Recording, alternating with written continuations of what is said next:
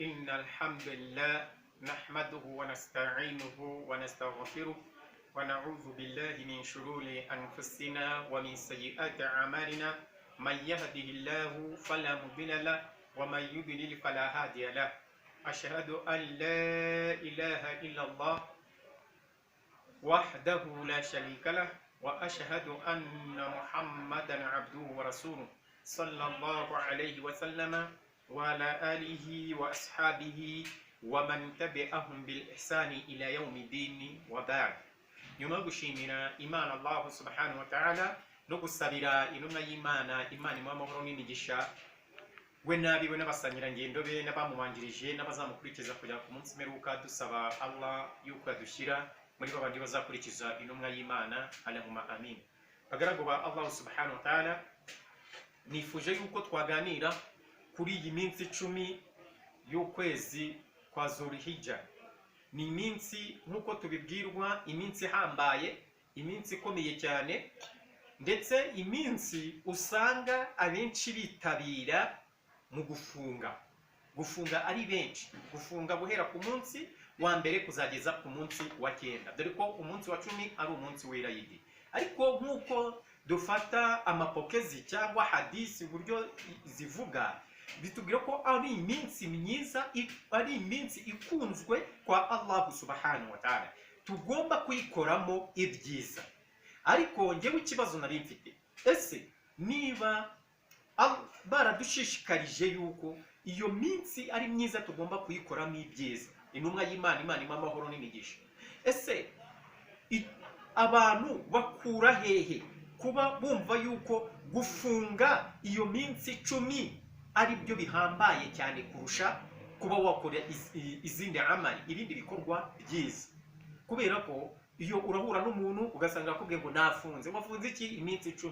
Nta nubwo akubwira ati ndimo ndasoma Qur'ani cyangwa ndimo ndakora ibikorwa byiza. Abantu bazi ko ibikorwa ruzingiye mu minsi 10 kuyifunga, ariko nyamara hadisi ivuga yuko ari iminsi 10 myiza ikunzwe kwa Allah kuyikoramo ibikorwa byiza. Dukangurirwa kuyikoramo ibikorwa byiza. Yego no gufunga biri mu bikorwa byiza, ni kimwe mu bikorwa byiza, ariko ntabwo abantu bakagombye kubigira nk'aho ari shuruti, nk'aho ari itegeko gufunga iyi minsi 10. Ugasanga abantu babikabirije cyane kurusha uko wasoma Qur'ani, cyangwa kurusha uko watanga mu nzira y'Imana, cyangwa ukaba wakora n'ibindi bikorwa byiza. Kuba wahurira abantu ibyiza ukabuza ibibi, nabyo ni ibikorwa byiza Imana yishimye. Icyo dutegetswe muri iyi minsi 10 ni ugukora igikorwa icyo ari cyo cyose ariko kiganisha ku byiza, mu gukora amali, mu bikorwa byiza Allah akunze. Niyo mpamvu rero usingiye nkabaza ni, ese mwebwe murimo gufunga mwabigize nkaho mushaka kubigira itegeko gufunga ino minsi 10? Uhura n'umuntu akakubaza ngo wafunze, waba wariye, wamubwira ngo nariye, ugasanga abaye nk'uwikanga ngo nawe shego nawe wariye. Kubera iki? Intumwa y'Imana Nabi Muhammad sallallahu alaihi wasallam yatubwiye ko ari iminsi 10 yo gukoramo ibikorwa byiza.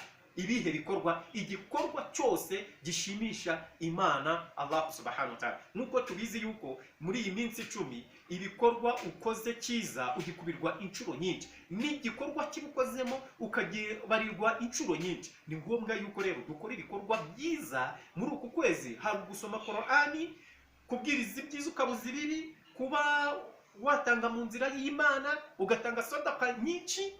Ibyo ni ibikorwa byiza, wakadhalika n'ibindi bigiye bitandukanye tugomba gukora mu kwezi kwa Ramadhani. Simvuze ngo n'uwafunze yakoze ikosa, ariko se urafunga mu buhe buryo? Urafunga yitwa iyihe? Uravuga ngo ndafunze ndi minsi 10, cyangwa nanjye nkabaza ni, ese intumwa y'Imana Imana imwe amahoro n'imigisha ko yatukanguriye gukoramo ibikorwa byiza, yigize tubwira ngo muzafunge iyi minsi 10, cyangwa dukanguriye kuba twakoramo ibikorwa byiza? Yego nk'uko nabibabwiye, no gufunga ni kimwe mu bikorwa byishimirwa na Allah subhanahu wa ta'ala, ariko ntitubigire nk'aho dushaka kubigira itegeko cyangwa ibintu bihambaye cyane.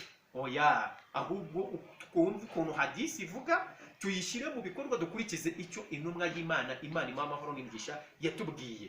hari no kubanira abantu neza, kuvuga amagambo meza, gukora azkar nyinshi, subhanallah walhamdulillah wala ilaha illallah allahu akbar wala hawla wala quwwata illa billah لا إله إلا الله وحده لا شريك له له الملك وله الحمد يحيي ويميت وهو على كل شيء قدير. Ibyo ni ibikorwa byiza, ni amagambo meza. Subhanallahi wa bihamdihi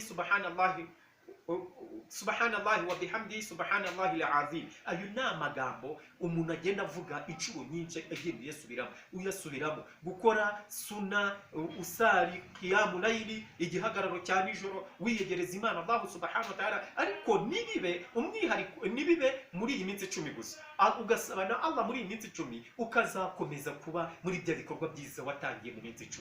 Ubwo rero bagaragara Allah subhanahu wa ta'ala, tugerageze two kurengera imvugo z'intumwa y'Imana Nabi Muhammad sallallahu alaihi wasallam, dukore kuko intumwa yari tubwiye cyangwa nkuko abamenyi badusobanuriye. Ariko nidufata ikintu tukajya shaka kugishyiraho umukazo, biraba atari byo, kandi intumwa y'Imana itarigeze ibishyiraho umukazo. Wowe wemerewe kurya wabishaka cyangwa ukemererwa gufunga, ntabwo ari itegeko. Wafunga nta kibazo, ni mu byiza. Ushobora kuba wasoma Qur'ani, nabyo ni byiza. Nyeka yuko intumwa y'Imana Nabi Muhammad sallallahu alaihi wasallam yatubwiye ko igikorwa Allah yishimira kurusha ibindi bikorwa byose ni ugusoma Qur'ani, mu byo bita zikiri, mu gukora zikiri azkar, ni ugusoma iki? Ni ugusoma Qur'ani. Ni ngombwa yuko rero twitabira ibikorwa byiza muri iyi minsi 10, ndetse tuvuga amagambo meza. Wajya kukosa ukibuka yuko turi mu minsi mitagatifu, iminsi ihambaye cyane. Ubwo rero bagaragara Allah subhanahu wa ta'ala, nabibutsaga nanjye niyibagiwe yuko tugomba kuburira nafsi zacu muri iyi minsi 10 tukiyegereza Imana Allah subhanahu wa ta'ala. Wenda ntabwo tuzi neza yuko tuzageza mu yindi hija y'undi mwaka utaha, kuko hari benshi twabanye muri uku kwezi kwa Zulhijja nako mbere y'uko kwezi kwa Zulhijja, mu kwezi kwa Ramadhani, ariko muri aka kanya bakaba abantu benshi batakibarizwa muri iyi si y'abazima. Ubwo rero we niba ugihumeka, wakagombye gukora ibikorwa byiza bikuganisha ku Mana Allah subhanahu wa ta'ala, ukavuga amagambo meza atari burakaze mugenzi wawe cyangwa bagenzi bawe, mbese ukarangwa n'imvugo nziza muri iyi minsi 10, ndetse no mu bihe bindi.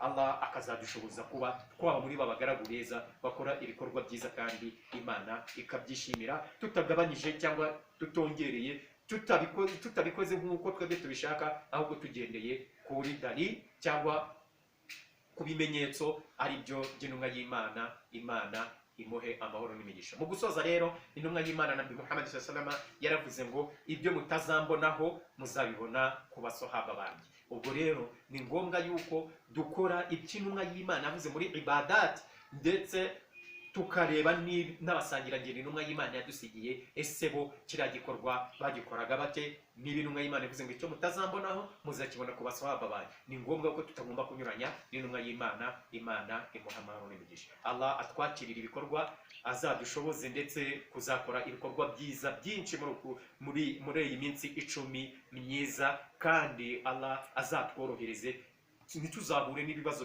bizatubera inzitizi mu gukora ibada. Turasaba Allah subhanahu wa ta'ala yuko uwo ari wese yashoboje kuba yafunga, Allah yamwakirira isawmu ye. Dusaba Imana Allah subhanahu wa ta'ala ko yazaduha iherezo ryiza, kandi akaduha kuzavana kuri iyi si dufite ubuyisilamu nyabwo bwo ku mutima, butari ubwo ku magambo, ubwo ku mutima ndetse n'ubwo ku rurimi, ndetse n'ubwo mu bikorwa. Ndumva rero nasozereza ahangaha ngira ni subhanaka allahumma wa bihamdika ashhadu an la ilaha anta wa nastaghfiruka wa natubu ilayka. Subhana rabbika rabbil izzati amma yasifun, wassalamun ala al mursalin walhamdulillahi rabbil alamin. Assalamu alaykum wa rahmatullahi wa barakatuh.